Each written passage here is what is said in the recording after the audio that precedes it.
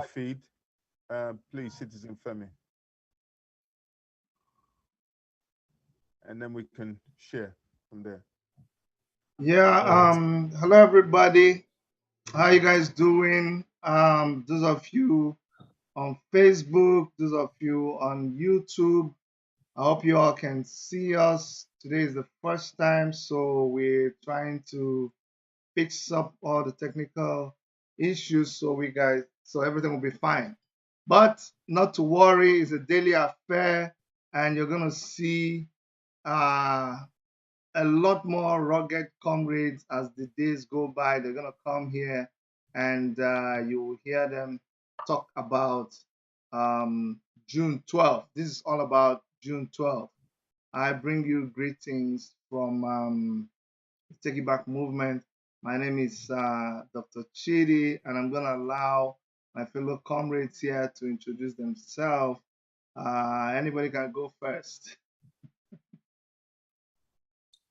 Okay, my name is Femi Adeyeye, the Public Secretary of the African Action Congress, a comrade also. Let me follow the line of Dr. Chidi. Yeah.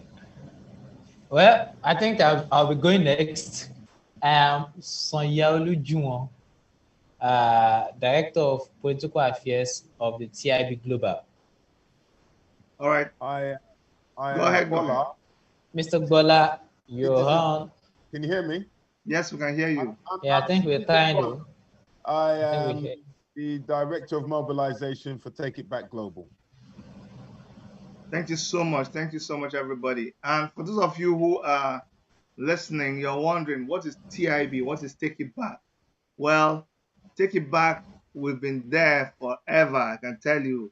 In the heat of the whole confusion after the first term of Muhammadu Buhari was coming to an end, a group of people said, you know what? These guys have messed up the whole political space enough.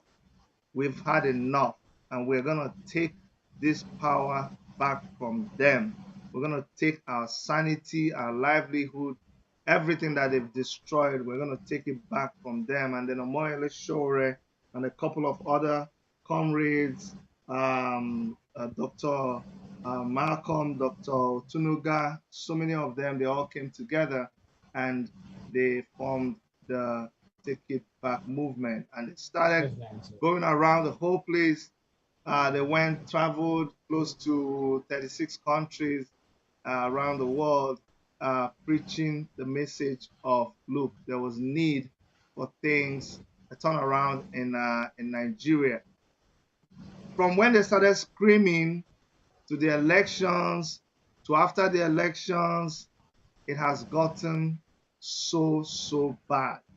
And the democracy that people died for, the democracy that people, paid so dearly to have in Nigeria, these guys have messed it up so much that we don't even know which way to go. So that is why this June 12th, we have decided that once again, we need to remind the government in Nigeria that their time was up a long time ago.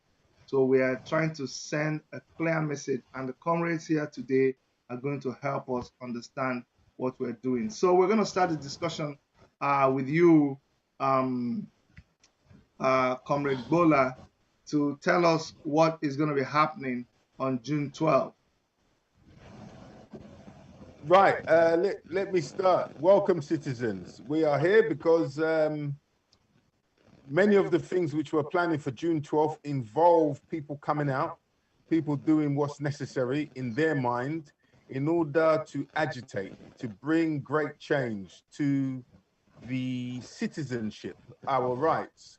Many of us who are in the organization will come out on June 12th across the globe, in Nigeria, in America, in the UK, in most of Europe, many places where Nigerians are, in Asia, in Australia, in India, and continuous places like that.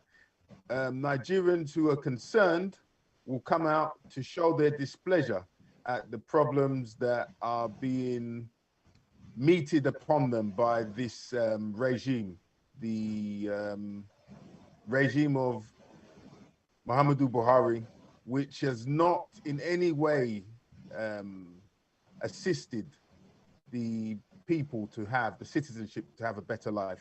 So on June 12th, we are organizing to come out for protest in whichever way you can. That's the easiest way of putting it. Thank you. All right, thank you very much. Comrade Juwon, let us understand why it is important that we come out for June 12th. Comrade Juwon. If you are still in doubt about the fact that we've completely slided into total dictatorship, you only need to look at Buhari's tweets yesterday, where he vehemently, shamelessly, courageously, insanely, and boldly threatened Nigerian people that, look, hey, we're going to treat you with the language you understand.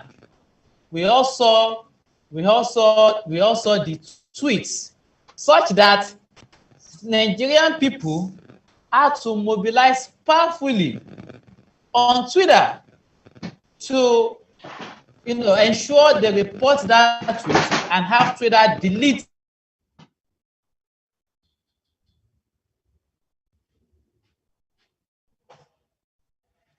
Has he frozen?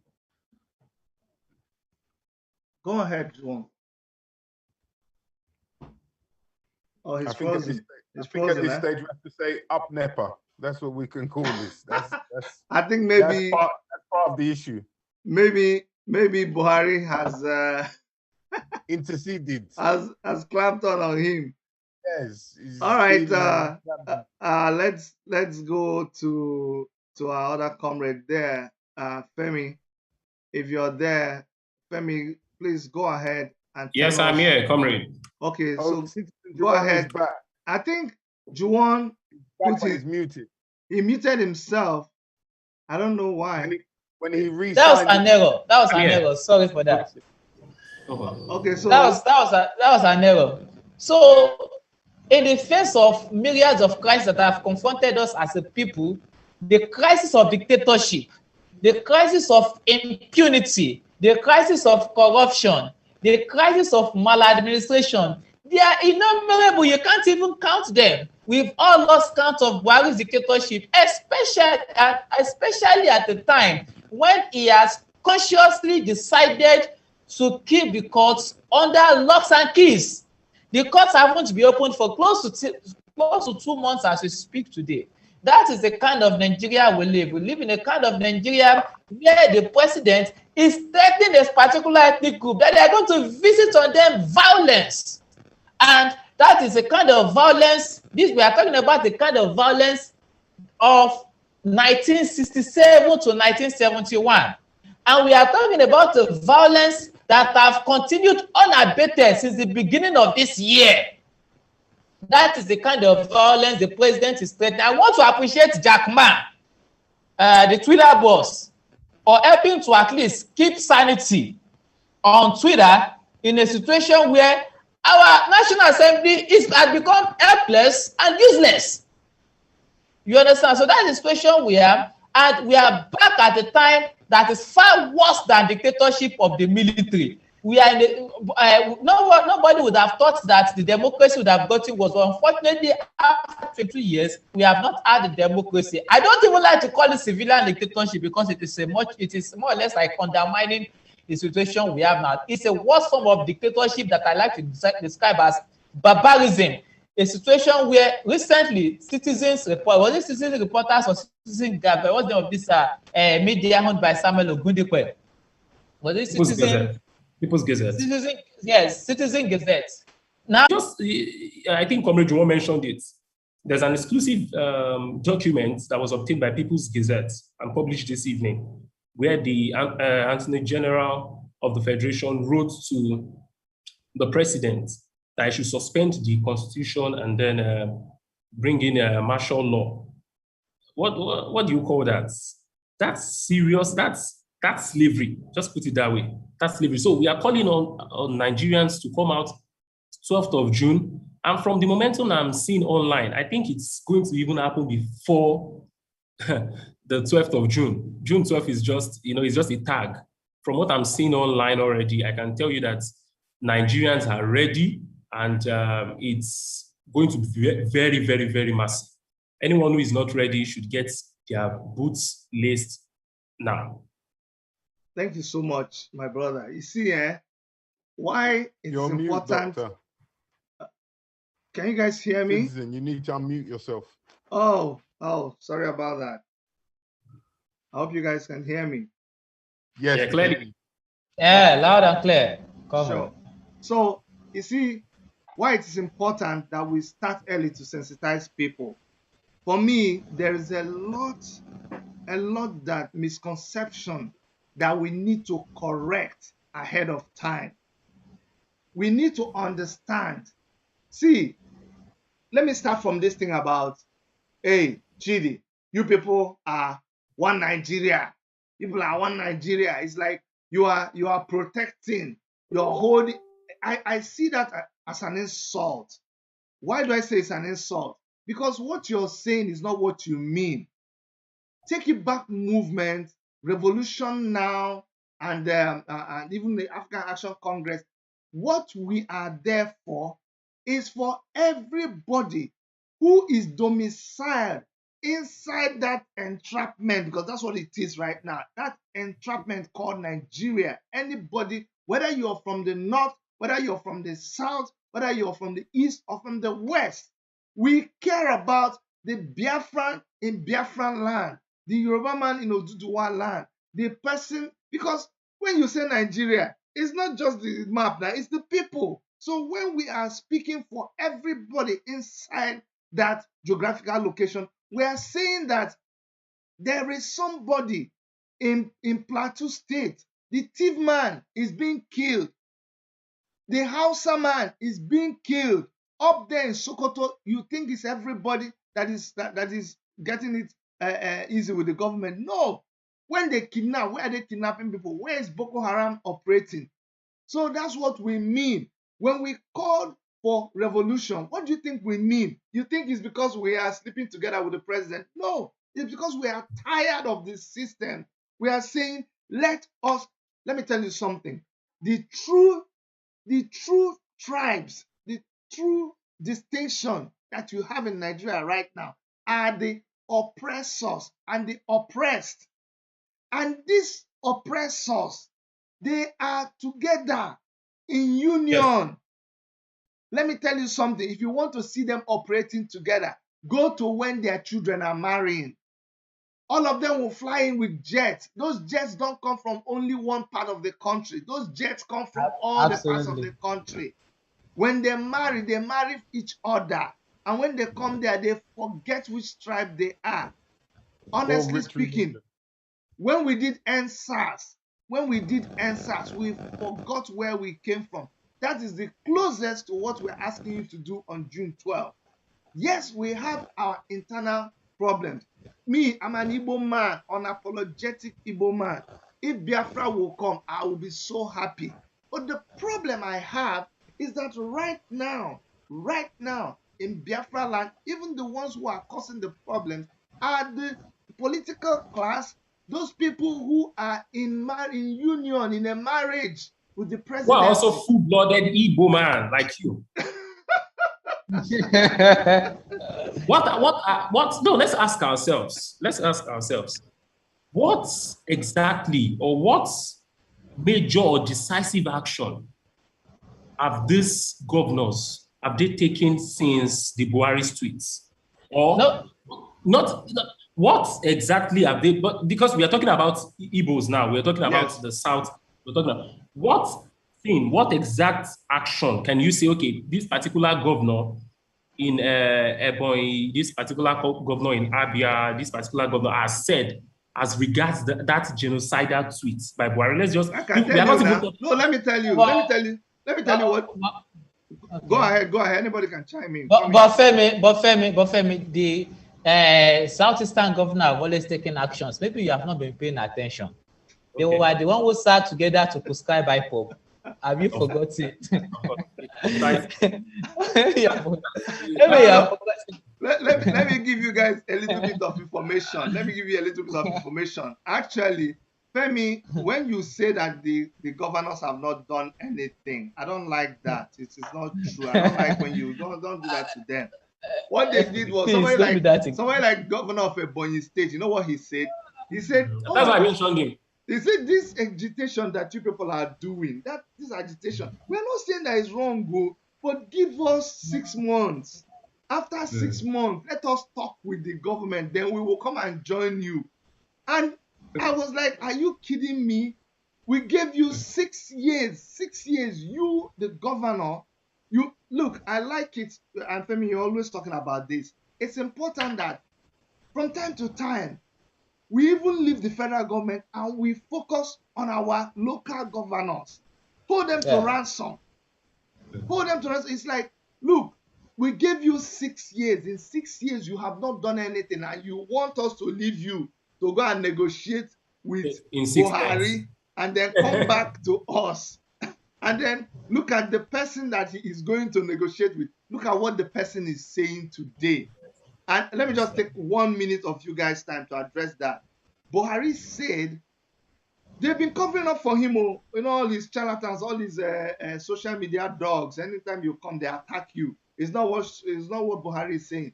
Today he has said that they will speak to them in the language that they understand.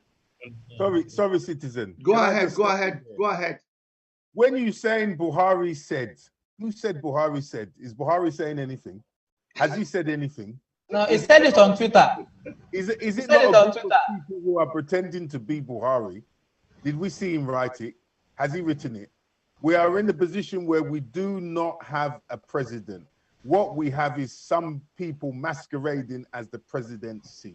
Let's be honest amongst ourselves. You know, Nigerians selected, or were forced, let me put it that way. Nigerians were forced under an unfree and unfair election to select a president. But what we have today is several sections of what we call presidency. You know, today Garba Shehu is a presidency on his own. Femi Adesina is a presidency. To the point that I've never seen. No, this. I'm sorry. Sometimes when I say this, in other words, it's gone too far. But I also learned that Dr. Didi is presidency. I'm the presidency of my. You don't told us. We never took him serious. Baba Shehu Lawal. He was the first person to impose. He said, "Who is the presidency?" Because he was told that the presidency has suspended him for using 180 million naira to cut grass in Brno.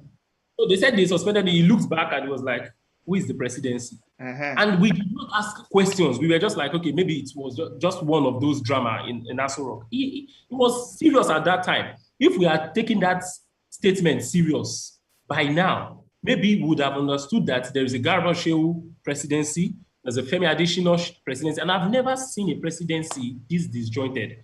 Wherein Garba Shehu would say something in the morning, Femi Adesina would say another thing by afternoon. There is a Tolu Ogunlesi who would say another thing. So it shows that there is no leadership happening in Nigeria right now. But we have. So when people say you people are too overboard by saying Buhari must go, I just laugh. When Buhari is not, there is no leadership of Buhari. So by saying he should go, we are only, massifying the movement, because through that particular slogan, we will have people to join the whole thing. But in the real sense, there is no leadership. That's just it. So Buhari going is making way for a real president at this point, which we do not have. But it cuts your face. But let me even come in at this moment. You see, the crisis, Nigeria's problem even practically predates Buhari. Like I used to say, if I were to cut out the terrible years of military dictatorship, let's take that aside and let us even look at the so-called 22-year-old democracy, I like to call barbarism, not civilian dictatorship, because it has gotten beyond civilian dictatorship. So that 22 years had been made up of PDP and the APC.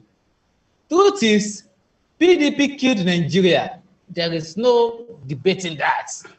PDP killed Nigeria within that 22 years. But you know what APC is doing now? Despite giving us mouth-watering promises in which some of us never believed anyway, what they're doing now is that they are doing the funeral. You understand? PDP are doing Nigeria, APC is doing the funeral of the country. PDP and APC, it's all the same thing. We know that already. There's no difference. It's all the same. For the purpose of English language, let me separate. And just because they have different roles, actually. The difference between PDP and APC. I think our viewers should understand that what we're doing today is just to have discussions around the whole thing. By tomorrow we'll be having a conversation. The difference between PDP and APC is just the difference you would find between an armed robber and a fraudster. So PDP came with, an armed robber will come with arms, gun, knives, and things like that. They made it very clear that they were coming to steal. You get it? You see the arms. What you have for a fraudster is that we will definitely use sweet words, like all the Ponzi schemes that we're having these days. 60% ROI, 50% ROI, So they came and they sold the whole narrative that Buhari, Buhari's cook is even an Igbo man. There is this kid in Lagos who has been saving lunch money to donate to Buhari's campaign. Then the guy that trekked from where to where? Told us, as in, fairy tale. They told us fairy tale. His driver is, I think, a Christian. They just have to paint the whole thing around the man. So that's typical of a fraudster. So, and that's just the difference we can find between PDP and APC. And that's why Nigerians at this time, 12th of June, must march out and send these marauders out of power. It's just time. There's no good thing about it. It's just time. Yes. And let me say this for the benefit of everybody who is watching now, because there are terminologies, and I'm the kind of person who I like to flow with. You have to understand, okay? The country Nigeria. I remember what Omoyele Sowore will say a lot of times, that when you're talking about leaving Nigeria or secession, everybody, so many of us mentally, we have left Nigeria. But for the purposes of what we're doing right now, you must forgive us. We must keep managing it till we know what next is going to happen. Because we were not even there when this name was chosen for us. So I need you to realize that we are aware. We are aware. You have to permit us to keep using Nigeria until we know what next we're going to call ourselves. Because until that time, when there's a constitution that will say, we the people did this, we the people did this, we are just banding and accommodating and just wearing a name that Lord Lugard's girlfriend gave us on a day that she was feeling. I don't know how she was feeling. Anyway, Bola. So what did what we're saying? I know what's in your mind. And please don't say it out. I know what's in your mind. Don't say it out. We as citizens, we need to demand citizenship. Therefore, that we are consulting in any decision which is likely to be made for the country. We must be consulted. We must not have people who claim to represent us presenting themselves in closed-door sessions to discover a new way forward. We, the people, must show that we are worthy by coming out on June 12th as the beginning to show that we are ready to demand that we are consulted in any decision that is made concerning where we are. Well, I have a question for you. You live in the UK. You know our history.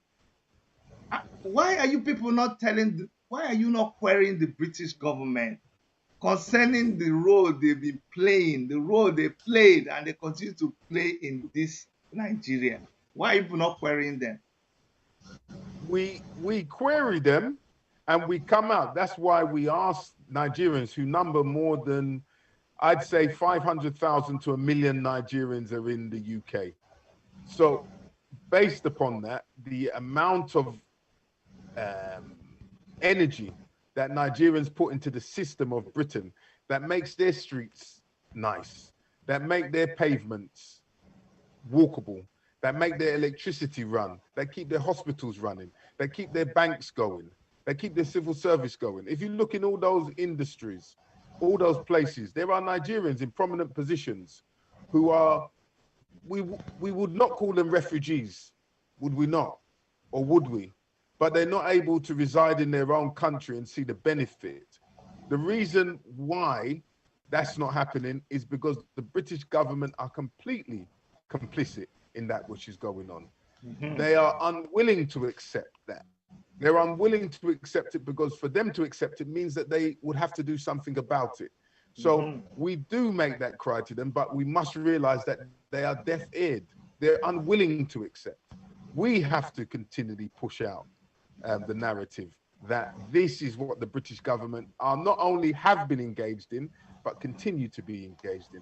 So it takes the Nigerians in diaspora, wherever they find themselves in the world, to come out and to demand. We're not asking to request. We're asking that you come out to demand your rights, because it's no matter where you find yourself, no matter what position financially, no matter what position you find yourself in an industry or a organization, you must realize you're still a second-class citizen. You're not the person who is the indigent of that country. As much as they call you Black British, Black African, whatever it is, you're still other. You will never be accepted. Your children will feel the brunt of that in whatever years it takes for them to grow to adults. And you look at other societies, they took the time to make their societies work. It falls on us to do the same. Let us not leave that for another generation. Let us step up and do what needs to be done. Sure. Well, thank you so much. Guys, everybody that's watching on Facebook, on YouTube, this is just the preamble. We're going to be doing this daily as we sensitize you guys on the need to come out. See, we cannot rest. When we did EndSARS, we did it a little bit, and then we went back to sleep. And you see that these guys, the situation did not improve. When we did EndSARS, we said, don't stop. They blackmailed us. They said, hey, you people should go and dialogue with the government. And the government set up all those kind of panels. What came out of the panels? You see? So you see, we were right. We were right. Even though during EndSARS, when we started talking, you said, no, you guys came here. Some of you say we came to hijack. Okay, who is hijacking what now? Where's everybody? And that's why we were there before, and we're still here now, trying to tell you that what we told you before is what it is. When you were just saying EndSARS, we had warned you, said, this thing is beyond EndSARS, so better start saying Buhari must go. Don't say that here. Now, it's beyond Buhari must go. It's like the whole government should go. So the whole system must go. The whole system must go. Gabadaya, all of them. Yeah. All of them. Because now we are discussing abolishing 1999 constitution. You can imagine the demand to abolish 1999 constitution was a demand we made as far back as 2018. Yes. And at the time we talked about it, people were like, hey, what are we talking about? I was reading this morning where the incumbent governor of Ondo State, that's Akeredolu, was saying that, look, we need to abolish the Senate. This was the same statement we have said since 2018, that the bicameral system we're practicing is a waste of time, waste of money and resources. So these are some of the, what a lot of things we've predicted in 2018 are now beginning to manifest itself. But unfortunately, it is manifesting itself in monstrous dimension that is capable of consuming us all. And that's the danger of this whole thing. See, the greatest, our greatest undoing as human beings is to be a prophet. Or when I say prophet, I do not mean in the spiritual sense, but I mean in the theoretical dimension. That is a prophet that could have predicted what is going to happen, but unfortunately, people never listened, and now you are now forced to live under the condition that you have predicted would happen because you are not, because majority of people still had some sort of illusion. So for many years back, we've talked about Buhari must go, and now things have even gotten far beyond Buhari must go, as you have rightly said. Now we need to just collapse the entire system and rediscuss it, because already IPOB says they want to go, Yoruba Nation says they want to go, even Miyetti Allah, who supposedly are speaking for Fulani people, says they want to leave Nigeria. And to add such injury, even the president of Nigeria, our president, does not even believe in Nigeria again. How do I mean? He does not even believe in the clinic in Aso Villa. Now, it thinks that, spending a lot of taxpayers' money in billions in overseas hospital is better. Why the rest of us continue to die in Nigeria since we don't have option? And in addition to that, that man, that old dirty bastard, has now constructed a bridge that links Nigeria to Niger Republic. And does that not tell you that the man is even preparing to escape? That he has the man is standing. Option B. He has this plan B already. So, but unfortunately, we have a tyrannical and draconian document that reads as a preamble, and that's where we need to start from. That Nigeria is an undivisible entity. In as much as personally, I do not feel that division of Nigeria is the solution to our crisis, because we have our thieves distributed across all ethnic regions. I feel strongly that what we need to do is, generally speaking, to fight all of these bastard organized, our governors, our House of Representatives, our senators, our local government officers, our councillors, our state House of Assembly representatives. We need to fight all of them out of the space of they are practically the same thing, both across all of the over 250 ethnic nationalities in Nigeria. They are practically the same thing, but nonetheless, you must still come to terms with the fact that the saying that Nigeria is indivisible is arrant nonsense. Citizens, Nigerians at all times must and should have a right to rediscuss their unity. We should be able to review it, and this are further confirmation that the constitution is not the people's constitution. That is the greatest lie that was ever told. We never drafted that constitution. We never agreed to it. So that this so-called constitution review they are doing here and there is a mirage. What we need to do is abandon that document in totality and rediscuss it. And in addition, we remember that, because there are a lot of people who are talking about how this and this, but there is an international law that practically gives us the right to self-determination. It's an international law. And at the level of this international law, Nigeria is a member country. But unfortunately, Nigeria that has not even been able to obey domestic basic civil rights, just simple right to protest, has not obeyed. Let alone the right to self-determination. Are you not calling for too much? How about we just all bond together and push out this motherfucker? Hold on. Anna, beep. We have to censor you. Do you want? Go ahead, Femi. You were going to say something. Yes, I was trying to say, let me even assist him when talking about the Constitution.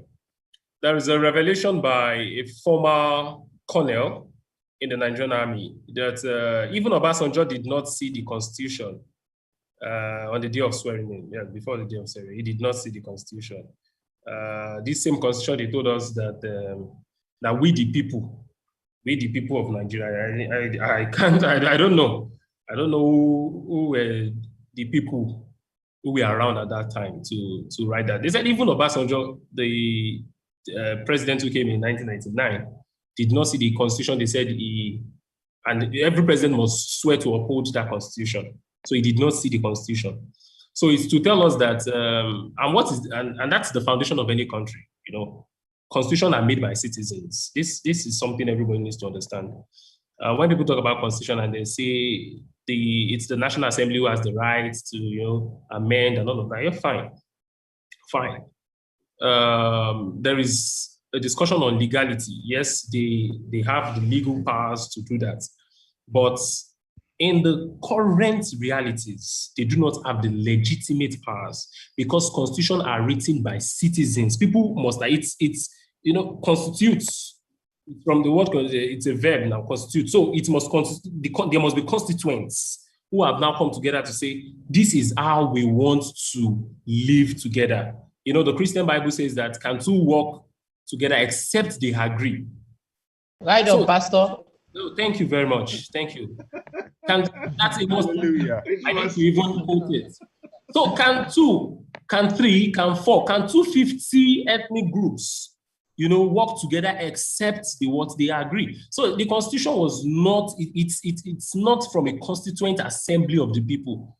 So that is one thing. So, but when you're talking about laws, when you're talking about bills, you are talking about the National Assembly. You're talking about lawmakers. Law is quite different from constitution. But people, when it's a lot of ignorance that has been passed over the years, and then it becomes, especially when it becomes a norm, it becomes culture, especially when it is being said by our so-called public intellectuals. Nigerians are people who regurgitate what one public intellectual has said somewhere.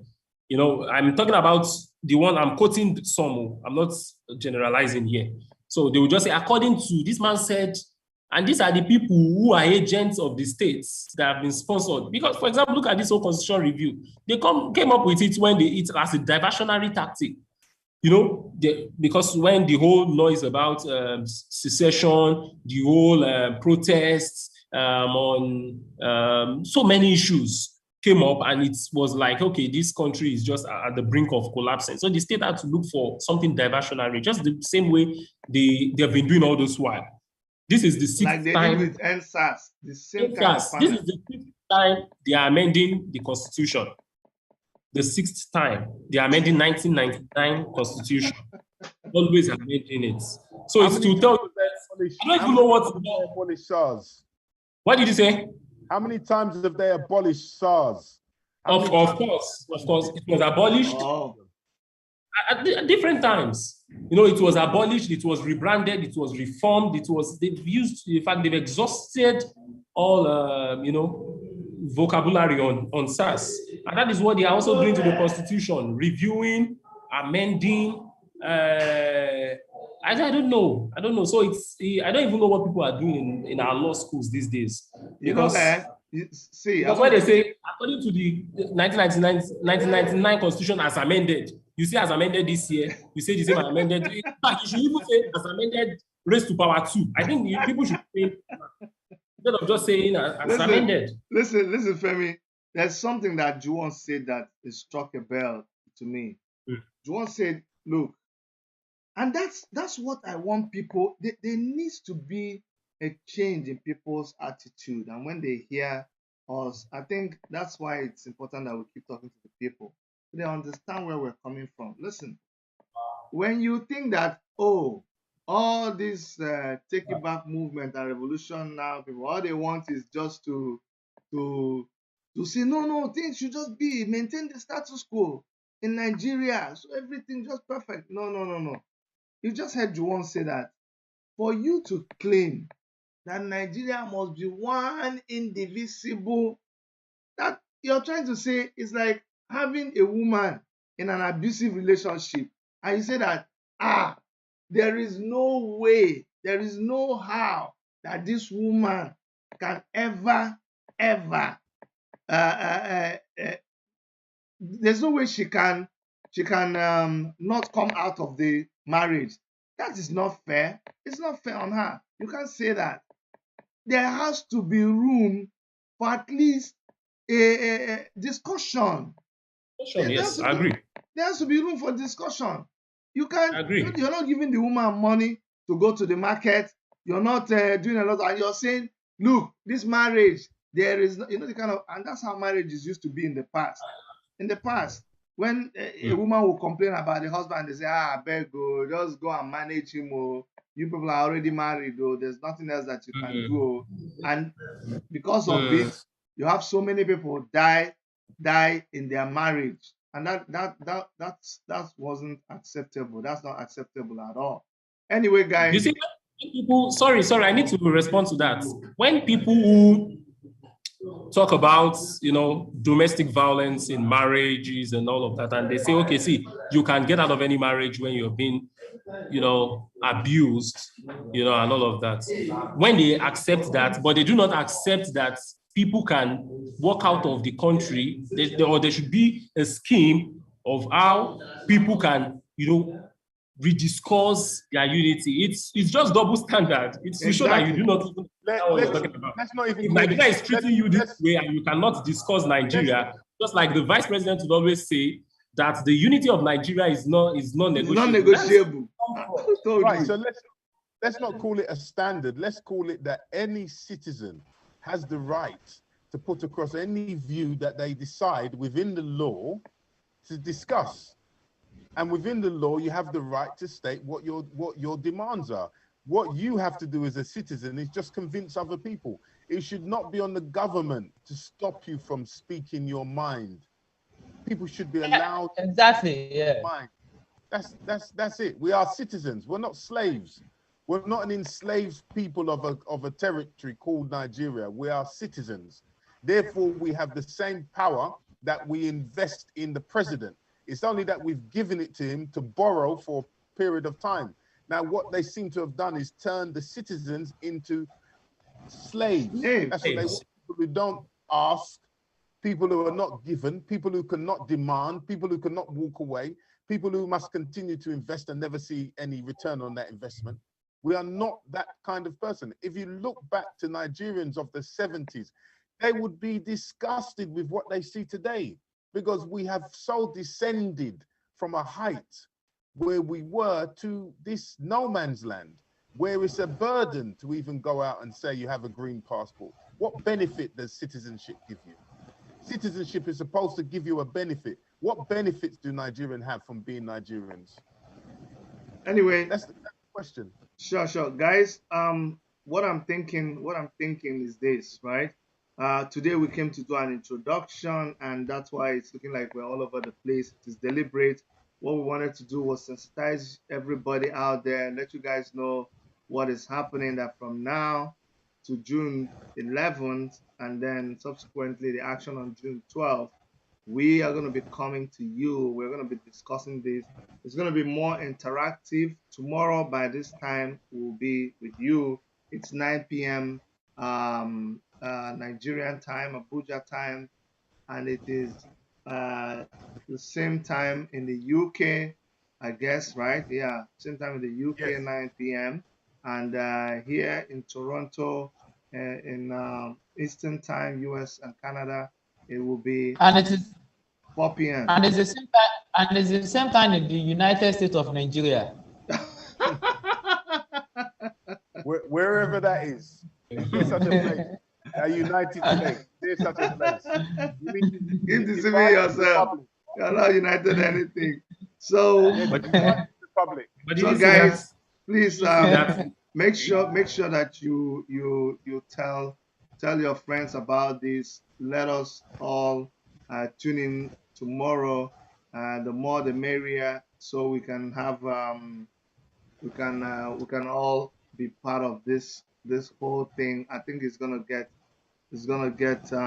better and better and better.